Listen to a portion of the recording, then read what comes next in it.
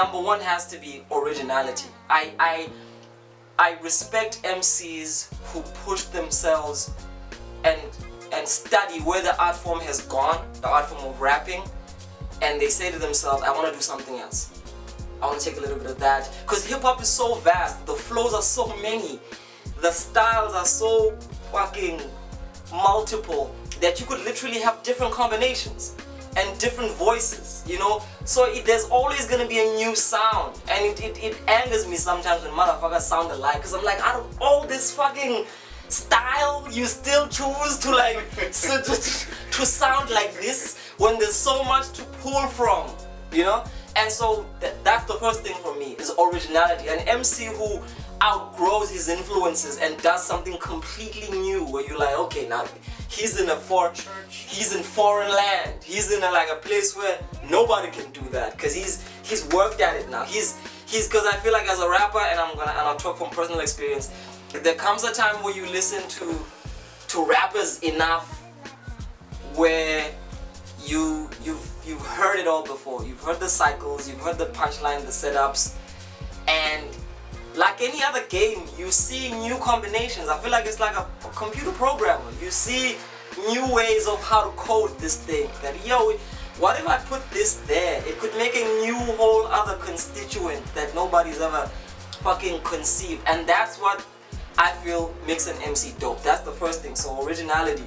And then second for me, you have to have, this is another thing I took from Justin Hunt's breakdowns. He and Rich would like to talk about emotional depth. Yeah, love that shit. It matters. What do I mean by emotional depth? When I listen to a rapper, take me to different parts of yourself, bro. I don't want to listen to an album or Titikake one all the time, just in different ways. All you talk about is bitches, all you talk about is money, all you talk about is, you know, like, this is my thing up against, there's these cats right now, everybody loves them, Griselda. These cats can rap.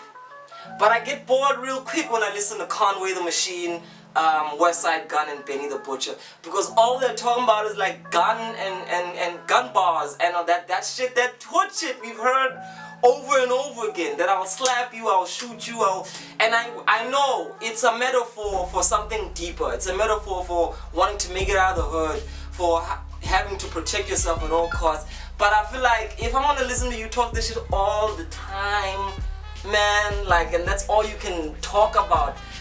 One of my favorite rappers, Homeboy Sandman, says there's so much to rap about. Why are motherfuckers rapping about simple things like, and I'm gonna go on a tangent to get Homeboy. Homeboy Sandman can make a rap about eating cereal. Like, and you be like, what the fuck is this motherfucker's rapping about cereal? But he wants to show niggas that you don't have to treat hip-hop as this means to always present yourself as some kind of macho man. Hip-hop can be a regular mode of poetry where you can talk about, where you can rap about what it's like to have a boner, what it's like, and you can, like, for real, and make motherfuckers laugh, like, yo, like, I can tell them about the whole joint with effortless. It's impressive, the fact that you could tap into one emotion that most people wouldn't think twice about, and you have a whole song about it. That's one of the reasons why Eminem is one of the greatest, because he did a lot of that. He would rap about silly things that are, some people were like, what the fuck is this motherfucker talking about? In depth, and he would go into it.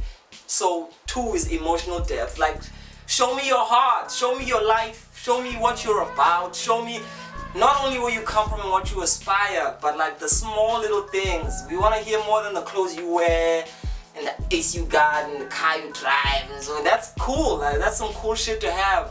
But also give us your soul, you know. And that's, for me, that's the second thing. If I listen to a rapper and I feel like, yeah, I'm not getting this dude, I'm not getting the human being, all I'm getting is this caricature.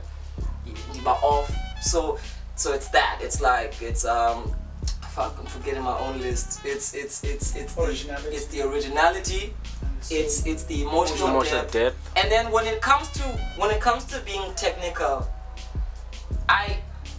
because that one is a very subjective thing, because everything is technical.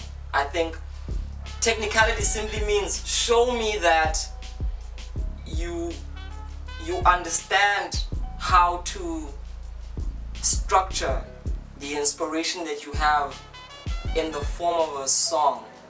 You know, show me that you know the dynamics of how your voice relates to the beat. You know, that's what I'm talking about when I say a motherfucker has to be technical. So let me create an example that most people wouldn't normally associate. Like, I listen to the Migos.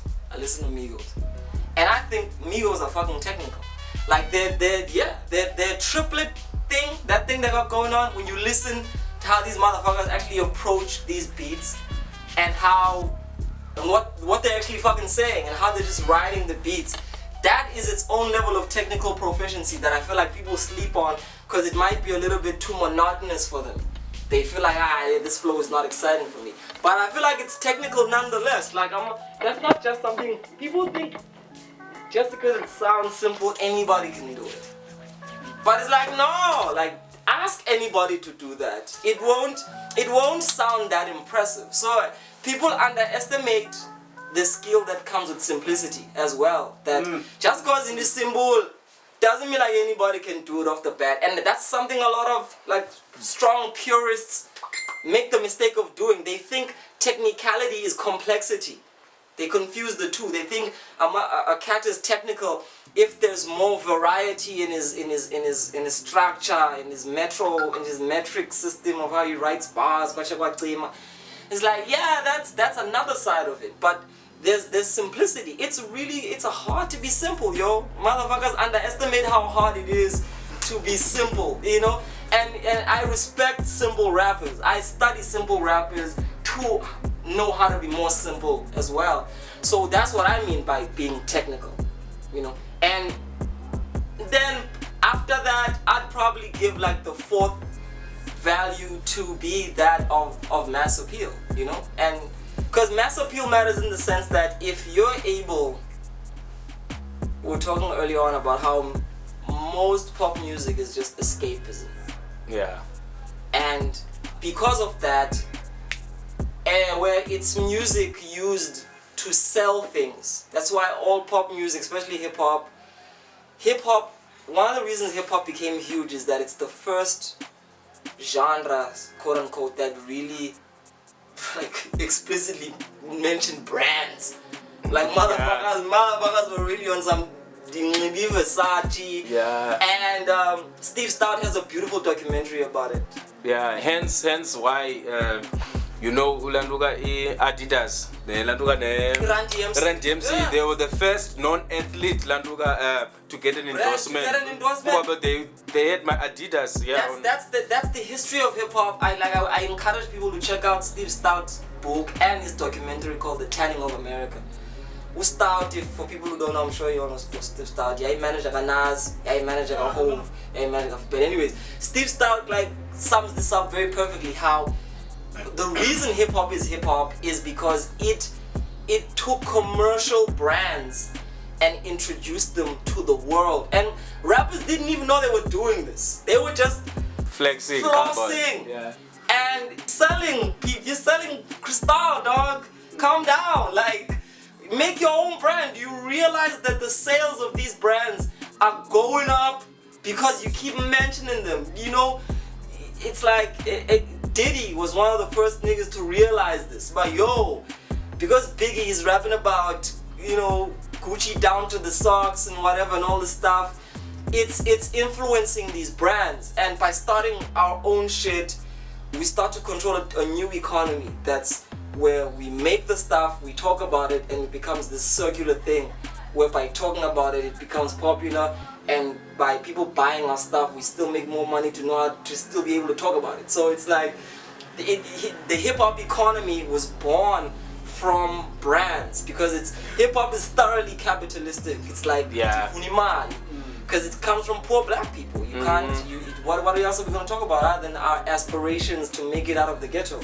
So I feel like mass appeal matters because of that. If you can introduce people, yes, to different lifestyles, yes, to how it feels to be a successful black person and what you do with that success and the kind of trappings of that success and yongelagaga, but also you introduce more people to like, there's a lot of people who met hip hop, like the real deep down pure stuff through that commercial stuff. who were like, yo, this is interesting.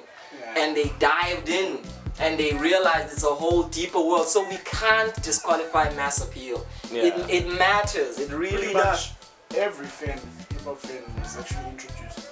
Through commercial. You know what I mean? Yeah. Because of a motherfucker that had mass appeal. Yeah. That's Someone might say that. So it's only those 4 okay, I feel like the last one is what an artist does with those 4, because I feel like if you have originality, if you know how to be technical, and if you have that emotional depth and you have that mass appeal, the one last quality that I think will prove that you're the GOAT is then overall, we can call it consistency. Yeah. Because there's that. The ability to grow over time, to watch different things happen in the world, different trends come and go, to look at where you fit into all of that and how you can adjust and move.